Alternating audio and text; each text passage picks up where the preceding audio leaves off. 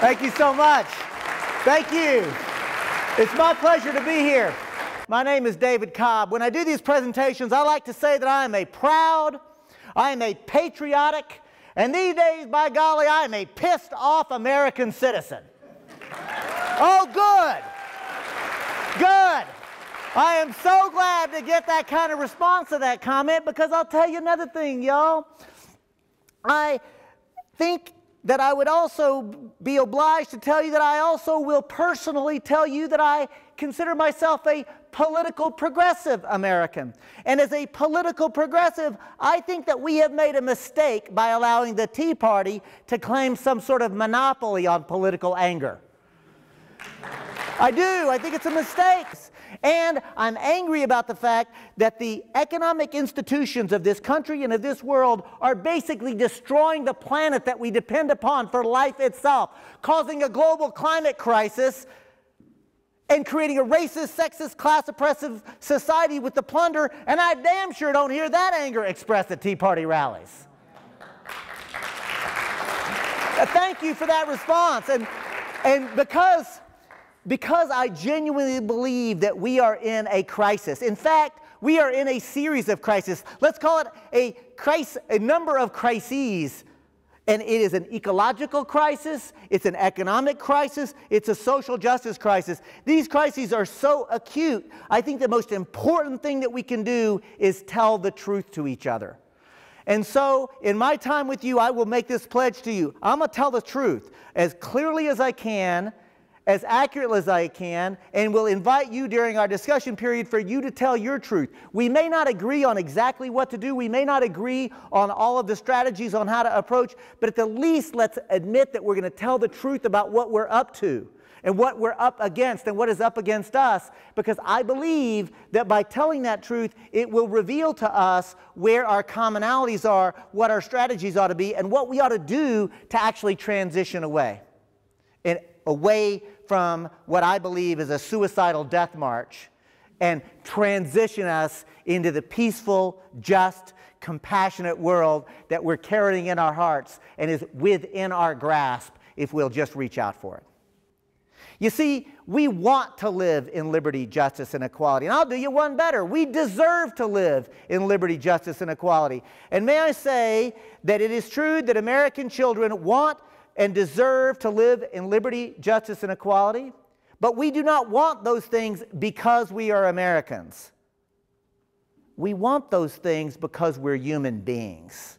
And yes, American children want liberty, justice, and equality, and so do Iraqi children, and Afghan children, and Israeli children, and Palestinian children, and Mexican children. You know, the point I'm making is that this, if we do it right, and if we open our hearts and we really talk about it in the right way, we can be participatory in helping to create a genuine human rights movement, a worldwide democracy movement. That's really where I'd like to be getting. And you know what?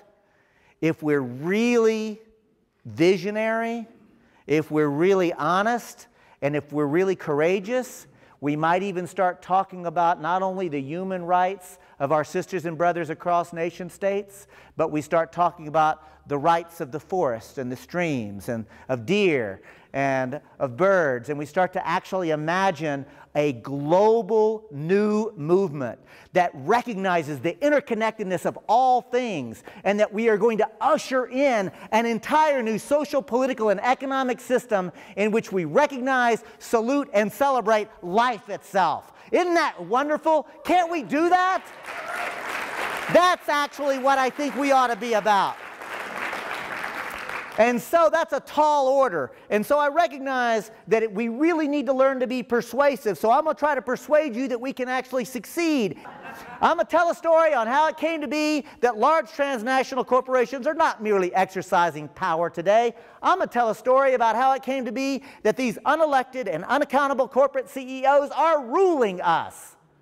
They're not just exercising power. Corporate CEOs are ruling us because they are making the public policy decisions that affect all of our lives. They're deciding how much poison will be in the water that we're all drinking or the air that we're all breathing. Corporate CEOs decided what your transportation choices will be. Corporate CEOs decide what our energy policy will be in this country. corporate CEOs decided whether or not this country went to war. And we, the people, were left to choose between paper or plastic at the grocery store. We can choose between Coke and Pepsi. We're allowed 17 different types of toothpaste. We have 31 flavors of ice cream. We are constantly given barrages of consumer choices, provided you have the money to pay. That's important. But the point I'm making is for us to acknowledge and recognize that no matter how many consumer choices we are given, that's not the same thing as actually meaningfully participating in how our society operates. And so, as I tell this story, I'm going to make sure to cover 4 concepts together. The first concept that I'm going to make sure we cover is the word democracy. That word gets tossed around a lot in this country. So to make sure we've got some clarity, let me ask, what language is this from, democracy? Greek. It's from Greek. Let's break it down. Demos means people. The people. Kratia means rule or govern. So literally the word democracy means the people rule. Quick pop quiz. How many folks believe we the people are ruling in the United States today? Don't be shy. Look around. Look around at this Unitarian Universalist congregation. There is not a single hand in the air right now. I do this presentation all across the country. I'll be doing a presentation every night for the next 3 weeks. Oftentimes I do an afternoon and an evening event. I've done about 150 of these in the last 14 months, and almost nobody raises their hand to that question. That's a problem. On another way of looking at it, though, it's a good thing. It's not a good thing that we the people don't rule. No. It's a good thing that nobody's raising their hand to that question. In other words, I think it's a good thing that people are finally coming to a very hard truth that we the people don't rule in this country. Notwithstanding the creation myth that Mrs. Armstrong taught me, or whoever your Mrs. Armstrong was, notwithstanding of how beautiful that creation myth is and was, I think it's a good thing that we're really finally able to start telling some hard truths about how this country operates, because I think that's the first step in actually building the movement that we need to actually have democratic control and power over our own society. I like to say the most dangerous threat to democracy in the United States of America is the mistaken belief that we actually have one. And I think that the fact that we've got this growing movement where people are willing to address the very sobering reality that it doesn't function the way we were taught it does, that's a hard thing to admit. But honestly, folks, once we admit that, it becomes a relief to actually say, all right, I can now talk about how the world is actually operating. I have personally found it to be a liberating experience. And the next topic that I'll come to is directly tied, because I want to talk about sovereignty. Now, before I put up a definition, let me ask this quick question. If I just had the word the sovereign, who or what would you think of? The sovereign. Kings. The kings and queens, right? Everywhere I go, that's the first thing that pops into people's minds. That happens, of course, because of the story that we've been told in our very culture. And it's tied because the word sovereignty means the authority to rule. And the reason that they're so tied is because 500 years ago, the king was the sovereign. The sovereign was the king. Those words were literally synonymous. And by the way, where did the king claim his authority to rule? God. You don't get more legitimate. It's kind of a big deal. And to really illustrate that, we're going to do a quick little exercise together. And this is always a lot of fun. For me. You'll see in this quick little exercise, I will invite this assembled congregation to please close your eyes and repeat after me. David Cobb is the king. I told y'all this was fun for me. That didn't go well. Let's try again. And therefore, anything that David says must be obeyed. Because David is our Lord and Master.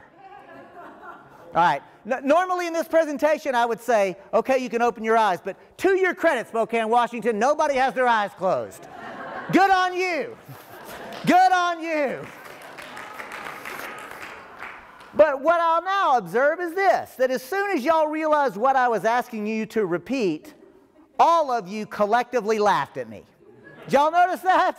It was literally a collective guffaw that came up out of this crowd. And you know the reason you laughed? Well, because it's funny. I mean, and not funny as in, oh, David has just made a very witty and droll comment. No, it wasn't that sophisticated. It's a kind of humor that any comedian would tell you is absurd humor. I said something that was so ridiculous, so absurd, that your only kind of reaction was to laugh at it because it just didn't make any sense. I mean, to say that I get to tell this gentleman how to live his life because who my parents are, I mean, that's funny. Or even better, that I get to say how all of society is going to be operating because of the divine right of kings. I mean, that's utter outlandish foolishness. Of course that's absurd. Of course you laughed at it. That's hilarious. And 500 years ago, human beings just like you and you and you and all of us not only said it, but we believed it. I want us to take a moment to really acknowledge that the question of sovereignty, who or what institutions have the authority to rule, is a very important question. It might be one of the most important questions that any people or society makes for itself, right? And I think it's important to recognize that I have a long history of working in coalition with people. And like, I'm a Green Party member, and I'm proud of that, but I'm equally proud to say that I work very closely with Democrats on a day-to-day basis. I'm equally proud to tell you I work with Republicans, especially on civil liberties issues. Libertarians and Republicans are very often the people who are on the front lines of working with me. Point is, I work with anarchists and socialists. I work with people who don't even want to vote ever. I have a long history of working in coalition with anybody where I can find common ground, where I can find enough agreement to work with. I have worked with them. I tell you that not so you'll pat me on the head. I tell you that so you'll really appreciate the importance of it when I say in my 25 years of efforts to make social change and looking for opportunities to work in coalition, I have never had the privilege or the opportunity of working in coalition with a monarchist. And 500 years ago, that's all there were. And 500 years is the blink of an eye in human history. I just really want us to take a moment to recognize that when people tell us that we can't amend the Constitution because it's too hard, or that we can't actually create a U.S. foreign policy that's not based on war and aggression, or that we can't transition away from coal and oil and destructive fossil fuel energy consumption and transition to safe, sustainable alternative energy practices. When people tell me those things can't be done, I think, have you not been paying attention? Honestly, these kinds of changes and these kind of shifts and transitions have happened repeatedly, not just in U.S. history, but world history. All it takes is enough people to think differently and act differently. Because, frankly, folks, at the end of the day, that's what reality is. If enough people think that something is true, if enough people act like it's true, it is true. And so, if it is true that the United States of America is currently a racist, sexist, and class-oppressive society, and it is, then maybe we ought to start thinking and acting differently. Maybe we ought to start actually asking, what are the strategies that we can use to actually transition into a different world, into a different social institution, into different economic, political, economic, and legal institutions that will actually reflect the world that we want to live in. Because that, my friends, is a nonviolent revolutionary movement. And that's the movement I want to be part of. I thought I was in the right place. I thought I was in the right place. So, the next concept that we're going to cover is legal personhood. Please note that I did not write corporate personhood on the board. That's because the concept I want to cover is legal personhood. And really that is actually, in its nutshell, only means the ability to assert rights. Specifically, the ability to assert rights under law. But understand that to be a legal person means that you have the ability to assert rights. In fact, let's acknowledge that the fight and the struggle over who gets to be a legal person has been one of the fundamental fights and political struggles in this country. It has been a very important fight. It's a very important question. Who is a legal person? It goes deeper than corporate personhood, but who has the ability to assert rights at all is a core part of what we're talking about at Move to Amend. And the last concept that I'm going to cover is the word corporation. Because I think this is just as important, I'll ask the same question. What language is the word corporation from? It's from Latin. That's right. Let's break that one down. Corpus means body. And now for extra credit points, any Latin scholars, the suffix tion in Latin, it means the inherent quality or to have or create. So literally the word corporation means to have or create body. And by body, I mean physical body, actual, literal physical body. All right, so if a corporation is a legal fiction, that begs this question. What does the word fiction mean? Seriously. Unreal, not true, made up. Check it out. In law school, we are taught that a corporation doesn't actually exist in the physical world. So we're going to pretend like this group of people, material, resources, capital, money, contractual obligations, cultural assumptions, we're going to pretend like this big mass of concept is actually physically one thing so that we can treat it a certain way under law. And of course, if enough people think that something is true, if enough people act like it's true, poof! We just created a corporation. Point I'm making is that a corporation is a construct. It gets created by our cultural belief, our willingness to go along with it, to pretend like it's just one thing. And the word corporation is from Latin because the first corporations ever created by the genius of human creativity were created during the Roman Republic. Not, by the way, during the Roman Empire. And sometimes I wish we spent more time in this country asking, what happens when a republic devolves into an empire? Because that might be an important conversation in the United States. Just saying. Or, as the great Texas comedian Bill Hicks would say, just planting seeds. Just planting seeds. But really and truly, y'all, I want to repeat that. The genius of the idea of creating a corporation was created during the Roman Republic for a reason, and it was a genius idea. Do not let it be said that David Cobb is anti-corporation. Not true.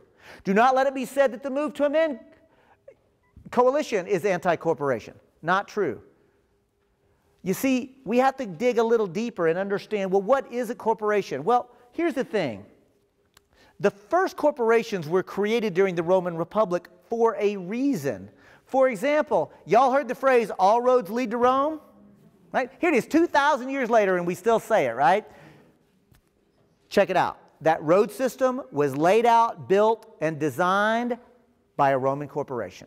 Likewise, the aqueduct system, that amazing bit of engineering that moved water all across the Italian peninsula, that entire idea was conceived of, created by, maintained as a Roman corporation. Likewise, the first universities, the first hospitals, can y'all guess? Corporation, corporation. Quick pop quiz, folks. What does a water system? What does a road system? What does a university? What does a hospital? What do they all have in common?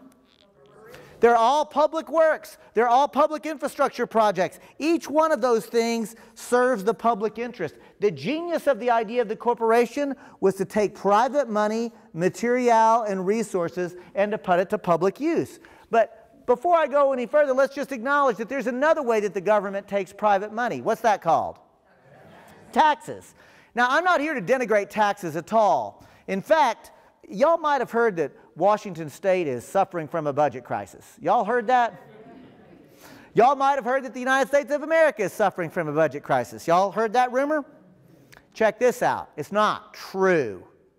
The United States is not suffering from a budget crisis. Washington State's not suffering from a budget crisis. We are collectively suffering an allocation crisis. The rich are getting richer on our labor, on our work. There's not a problem with the budget. There's an allocation crisis. In fact, if we wanted to solve this so-called budget crisis, there's a simple three-word solution that references taxes. If you know it, you can say it with me. Tax the rich. Problem solved. Right? So I'm not here to denigrate the idea of taxes at all. And we can debate what they should be and what things should be taxed and so forth. But what I'm asking us to recognize this.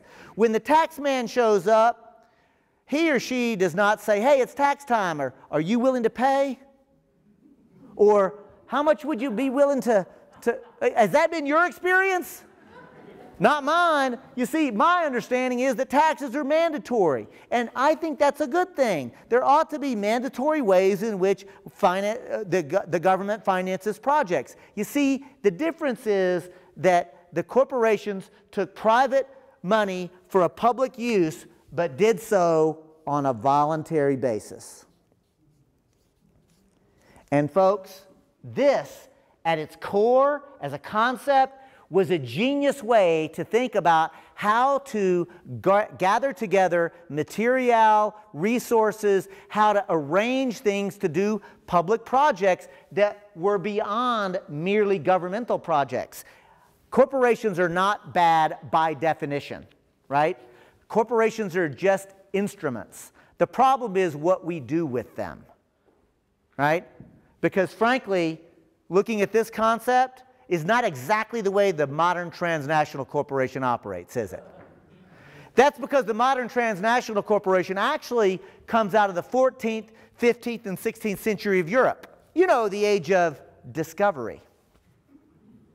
I have to put discovery in those imaginary quotation marks because, after all, what did they in Europe discover? Africa, Asia, later North and South America. Newsflash, there were people living there. They weren't lost. Those people didn't need to be discovered. And so, in the interest of that truth-telling, in the interest of being courageous to actually acknowledge it, let's just tell the truth. That age, the 14th, 15th, and 16th century, is the age of rape and pillage and plunder and murder. For my money, there's one word that sums that up, and it's empire. And that's what that means. Imperialism is brutal. It means beating people down. It means killing them if you have to. It means stealing their resources and making it's your own. That's what imperialism means. And it's brutal, and it's horrific, and it's ugly. And stay with me here, because the transnational corporation of today was not just accidentally created during the age of empire. The modern transnational corporation was created as an instrument of empire. The modern transnational corporation was created in order to facilitate imperialism. In fact, one of the very earliest and best known of the modern corporations was an outfit known as the East India Company, literally designed to participate and facilitate the absolute military conquering of the entire subcontinent of India. And get this, not only to conquer them in the material sense, but also to destroy the existing institutions that those people had that had been meeting their needs before the British arrived. To destroy those institutions and to make those people now dependent upon new, quote, proper British institutions. To change their story. No longer of being a self-sufficient, self-reliant, proud, and independent people, but to subject them to the subjugation of the British Empire, and even deeper, to create institutions that force them to participate in their own oppression, to force them into new legal, political, and economic models altogether. Point I'm making is the British East India Company understood that they didn't just need to colonize the people's bodies, they had to colonize their minds. And may I suggest that a big part of the problem in the United States of America is that we are colonized. And I say we as a pronoun because I believe I'm part of it too. I don't think that I or you in this room are somehow exempt from it because we're coming to meetings like this. Let's just acknowledge that we've all been told a story over and over again about how our history operates, and it's affected us. And we've got to have the courage to actually confront the story of how the world has been operating, how it's operating now, come to terms with that so we can move forward. Now that we understand that the corporate charter describes the duties of what a corporation can or cannot do, since we now understand that, and I will submit, we should only allow corporations to exist if they're actually serving the public interest, isn't it obvious that a corporation should be on this side of the line, that a corporation should be under the proper democratic control of we the people? Isn't that just obvious? And here's the payoff, y'all. When the United States Supreme Court, in an act of supreme judicial activism, says even though the word corporation is never used in the U.S. Constitution, we're going to say that we in our society must treat a corporation as if it's a person with rights, and that perverts the whole framework. See, corporate personhood is not just an illogical idea, which it is. Corporate personhood is not just a stupid idea, which it is. Corporate personhood, I believe, deeper, corporations being able to claim constitutional rights is a linchpin for how the ruling elite have hijacked our country from us. They have hijacked our ability to govern ourselves. And what makes me outraged as a lawyer is that they use our legal system to justify and legalize it. They've stolen the legal institutions, the place where we are taught to believe that we go for justice. The idea is if you've ever been aggrieved, if you have been wronged, you should be able to go to courts, to go to the law, because the law is blind, the law is fair, the law is just, and it doesn't matter what color you are, what gender you are, how much money you make. The idea that we are taught is we have respect for the law because these are the institutions where justice is fairly administered. And it pisses me off that the ruling elite have illegitimately challenged us, we the people, from our right to govern ourselves and use the legal system to pervert the framework. Ya basta! Enough already! It's our Constitution. It's our government. It's our society. And folks, that's why at Move to Amend, we have come together with the idea that we must amend the Constitution to, one, abolish in its entirety the idea that a corporation has any constitutional rights. Only human beings have inherent inalienable constitutional rights. Number two, we must abolish in its entirety the ridiculous idea created also by the courts that money equals speech.